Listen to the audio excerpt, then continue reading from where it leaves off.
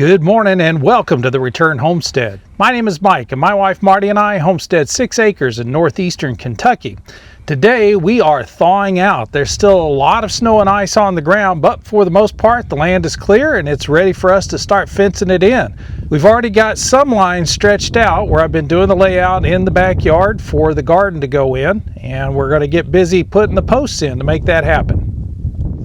And no, I don't have all of the proper tools and setup for doing a proper layout for this, but I do have some T-posts, I do have some mason line, and I can stretch it out tight between the 2 points. And that's really all we need in order to get a straight line to set up posts. Once I get those posts in the ground and the fencing goes on, it's pretty much set where it is. Hopefully it's square, and we've done everything we can to make sure it's square. The key is to get the fencing up to protect the garden and everything that we've got inside, including the Silkies. So they're going to be running around loose in this garden. We want to make sure we've got secure fencing on the outside of it.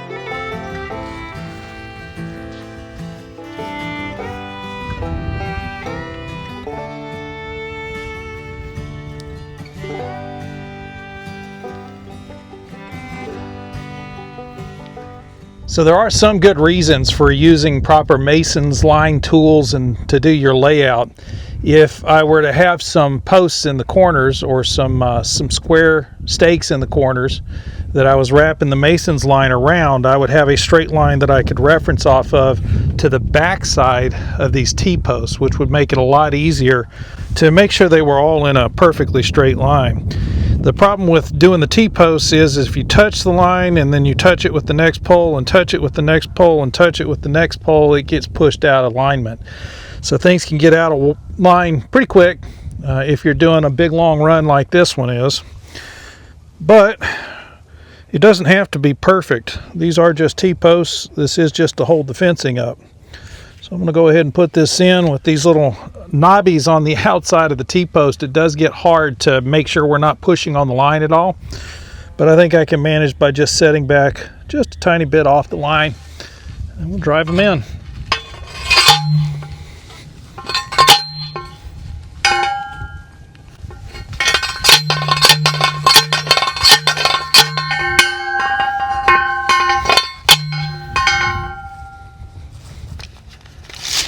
I'll simplify things here rather than pulling my tape measure out every 5 seconds and measuring something. That's a 10-foot 2x4, and I have 63 inches marked on this stick on both ends so I can tell how far down I am as I'm pounding the stake in. So that'll allow me to use these 2 sticks to measure.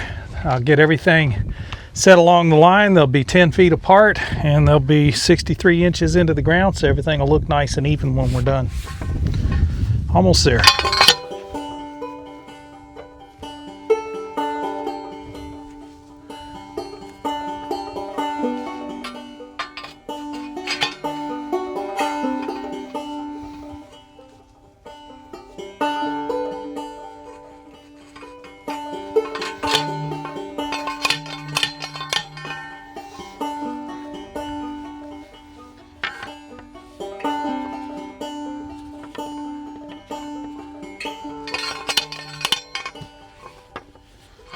Abraham was scared to die, forsook his wife within a lie. I think I know the reasons why, 'cause he was made of dirt.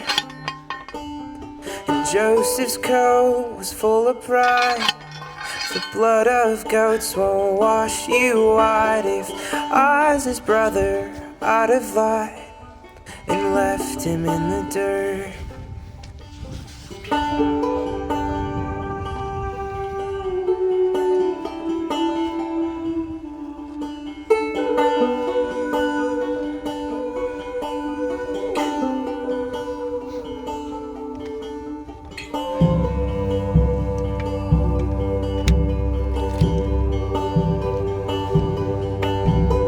Moses never entered in to lands he thought were promised him. He took his people round again to pick manna from the dirt.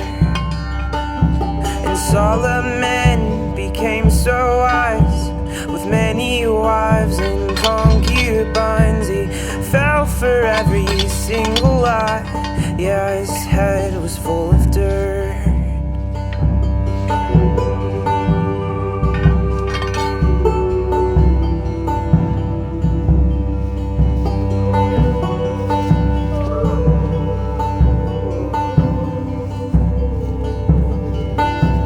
And David's where I got my name. Abusing power, abusing fame. He stole a girl, her husband slain, left 6 feet in the dirt.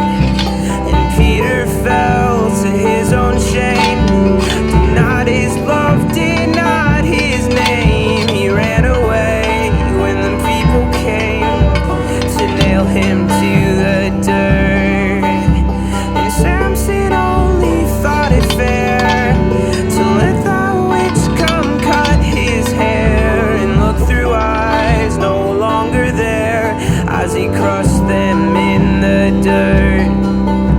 And Paul would sit upon his throne and kill us with the biggest stones and wrestle with a thorn unknown, a thorn up from the dirt. But don't kid yourself about the quality of your work either.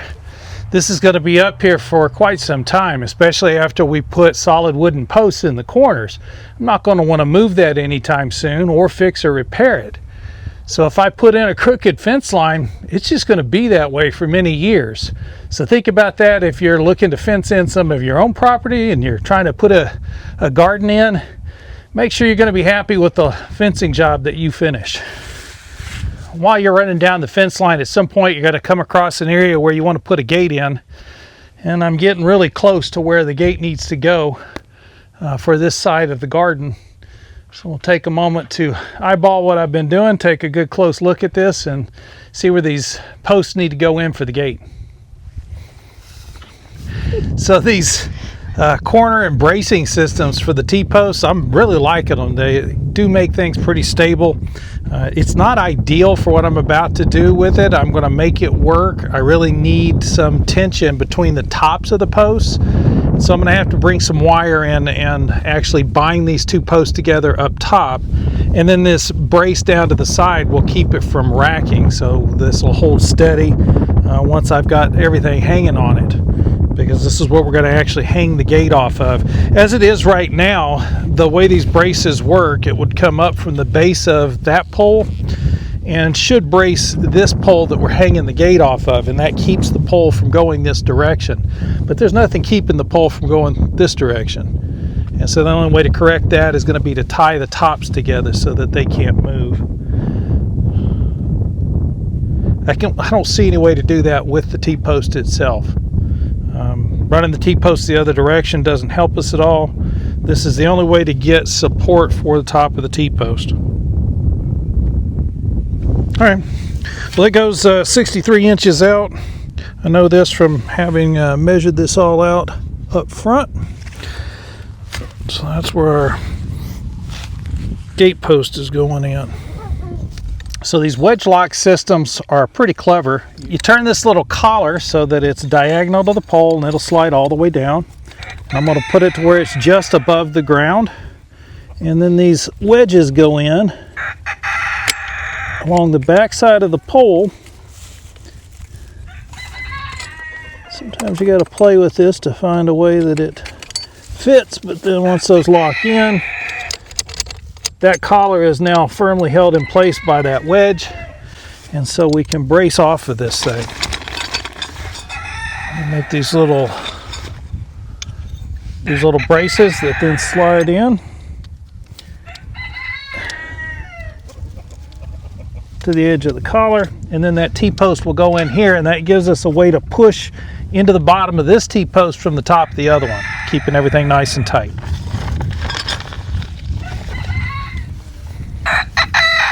Oh yeah, they hate being on camera.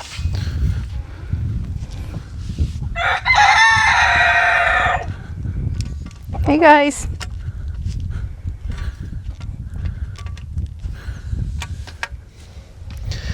So now with the T-post inside of the wedges, it's wedged in between these 2 poles. So this now is a solid pole. It can't bend this direction at all.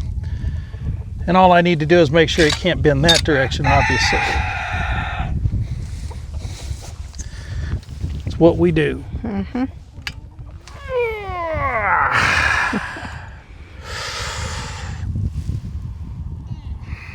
He's echoing it. Mm-hmm. I told you they do all the time.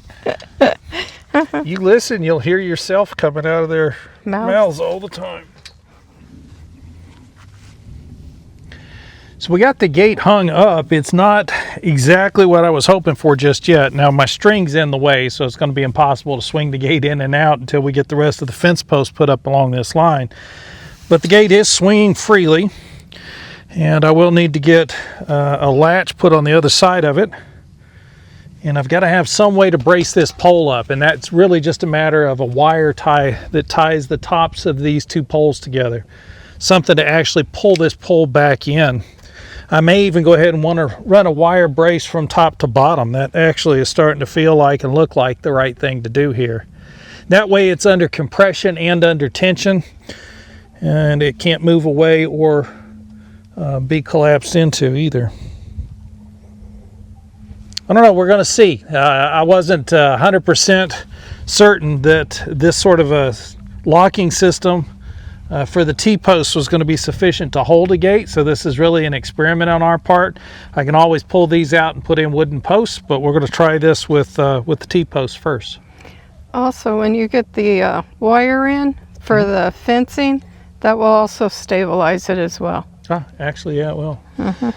We did have a few small issues to deal with. These are old gates. I had no idea what size the pole was, what the gauge was on the metal that was used to make this gate. Turns out that the brackets that I bought for the hinges are the wrong size. They're for a standard farm gate. This is not a standard farm gate, but we made it work. We just ran the nuts down tight enough to get a good pinch, and everything seems to be flowing well enough at the moment.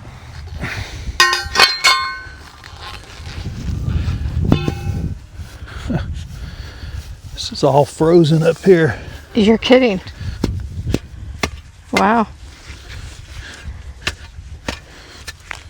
Is it going in well enough? Yeah. Okay. Yeah, it's just frozen ground.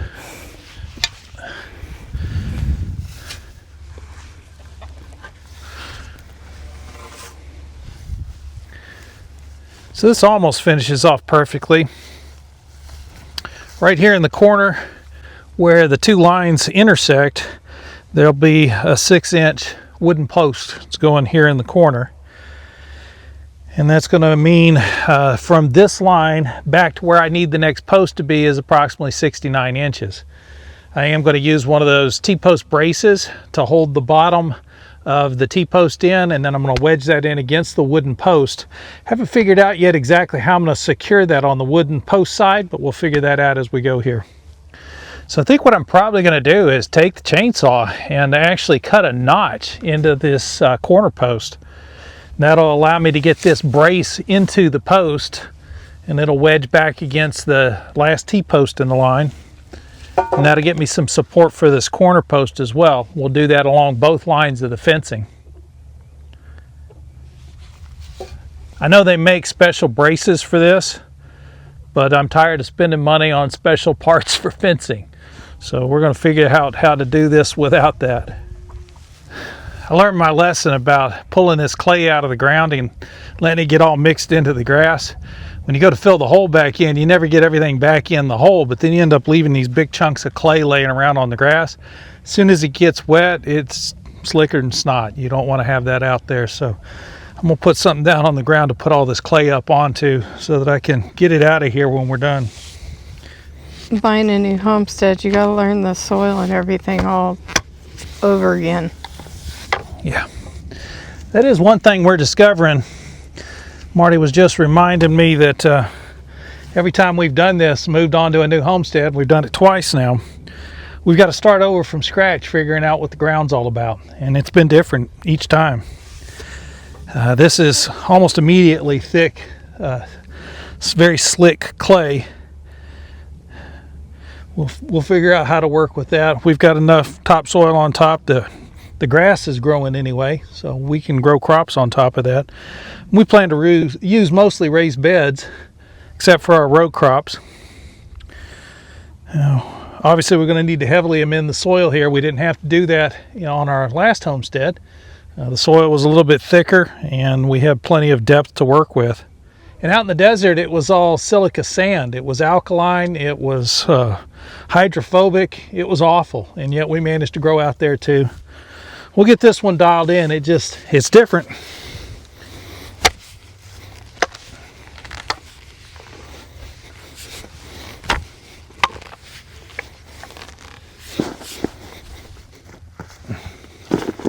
Wow. Yeah. It's going to be a challenge.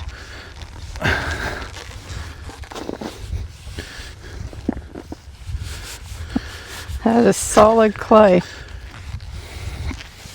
Yep. Our first glimpse at our soil we're working with. Good to know. Yep.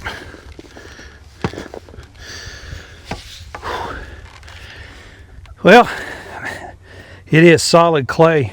It's got a lot of good minerals in it. It doesn't smell bad. A lot of times you get into this old thick clay and it has a horrible smell to it. I'm seeing some green in there, indicating probably copper. There's some red clay, so we've got some iron in there as well. So heavily mineralized clay. The plants are going to love this once they get down into it. The question or the problem is going to be, how much topsoil do we have on top of this clay? It looks like right now we've got maybe 1.5 inches. It's not a whole lot. We'll just have to amend that, get a lot of good organic material on top. In the early years, it's probably going to take us 3 to 5 years to develop a good garden bed. But it'll grow food. Even in the first year, this clay is not without its ability to produce food. It's just going to need a lot of extra carbon and nitrogen in order to do its job. It's not easy digging right now. So this is not just thick clay, it's thick wet clay. And it is frozen right on the top surface, so it's still very cold. It's not wanting to move very easy. It doesn't even want to let go of the post hole digger. So this is going to be slow going to get us down even 2 feet, and I was hoping to get 2.5 to 3. So we'll see how far we get.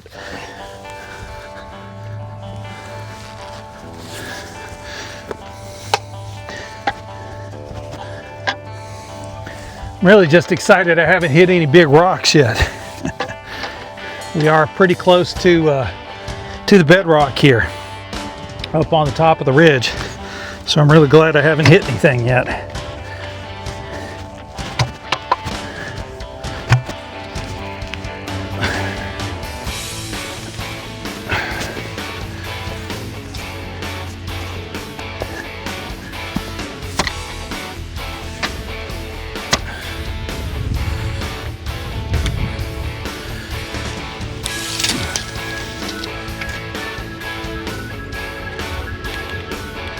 "22 inches."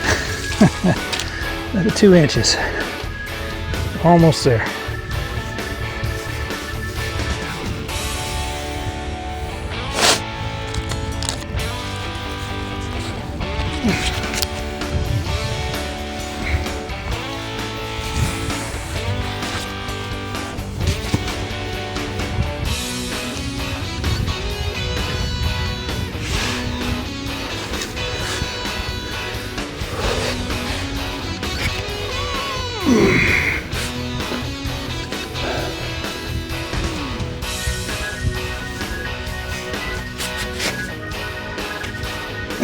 You want me to lift that for you? Nope.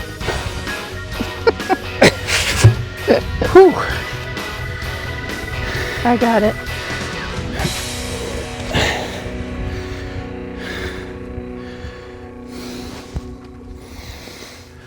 All right. Where's your level? Well, I don't worry about level so much just yet. but I do want to make sure that we're not pushing out on the strings in either direction. Okay, So it needs to just barely come up short of those strings.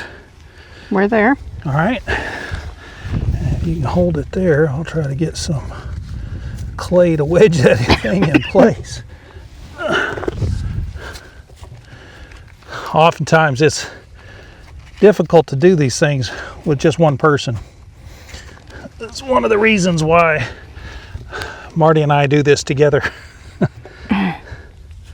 I'm doing the hard part. You are, hon. I appreciate you too.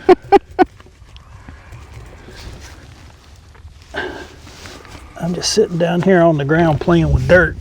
Hey, that's fun. Yeah, it's perfect. We're right up on the string. The only reason really I'm putting these posts in instead of T-posts is that when we go to put hot wire on the outside of the fence, I'll be able to wrap insulators around these posts. Whereas the T-posts, you can only put the insulator in one direction and it can only hold that wire out in one plane. And I need this to wrap around and connect with two different planes. So that's why we're using the wooden posts. To keep the icky dogs out. Yeah, we got to keep those dogs at bay.